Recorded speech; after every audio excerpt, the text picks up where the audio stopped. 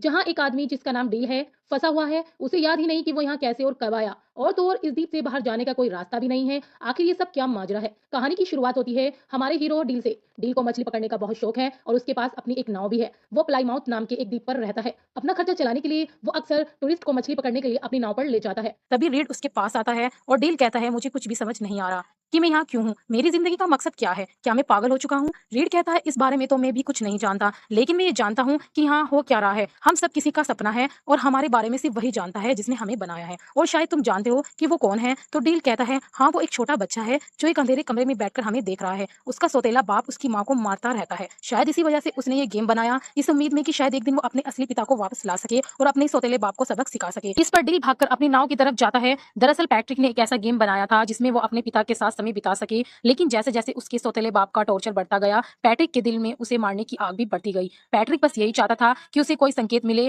कि फ्रैंक को मारना गलत नहीं है, इसलिए उसने गेम में डील को सोचने की इजाजत दी ताकि डील अपने दिल की सुने और जो भी उसका फैसला हो पैट्रिक भी वही करेगा। यही वजह थी कि गेम उसे बार बार याद दिला रहा था कि उसे बस मछली को पकड़ना है, लेकिन डील की सोच बदलने लगी थी। खैर, डील नाव के पास पहुंचता है जहां फ्रैंक और केरिन पहले से ही मौजूद थे। डील फ्रैंक को समुद्र में ले जाता है। फ्रैंक की हालत पहले से ही बहुत खराब थी और केरिन ने उसे नशे में भी रखा था। तभी उन्हें पता चलता है कि नाव पर सैमसन भी है जो उनके प्लान को बिगाड़ सकता था, लेकिन अंत में जब डील ने रॉड फ्रैंक के हाथ में थमा दी तो शार्क उसे समुद्र में खींच लेती है और उसका अंत हो जाता है। असल दुनिया में पैट्रिक यानी डील का बेटा अपने सौतेले पिता फ्रैंक को सच में मार देता है और हम समझ पाते हैं कि डील की असली लड़ाई तो मौत के साथ ही खत्म हो चुकी थी। गेम में जो है वो तो बस पैट्रिक के ख्याल हैं। खैर, इस कत्ल के बाद पैट्रिक को मानसिक अस्पताल में रखा जाती है और डील के पास एक फोन पर कॉल आता है। कॉल की दूसरी तरफ पैट्रिक था। उसकी आवाज सुनकर डील भावुक हो जाता है। पैट्रिक कहता है, मैंने कुछ बहुत गलत किया है। तो डील उसे समझाता है, तुमने जो भी किया अच्छे के लिए किया। पैट्रिक कहता है, मैं भी गेम में कुछ बदलाव करूंगा ताकि मैं तुमसे मिल सकूं। डील बहुत खुश हो जाता है और कहता है, मैं तुम्हारा इंतजार करूंगा।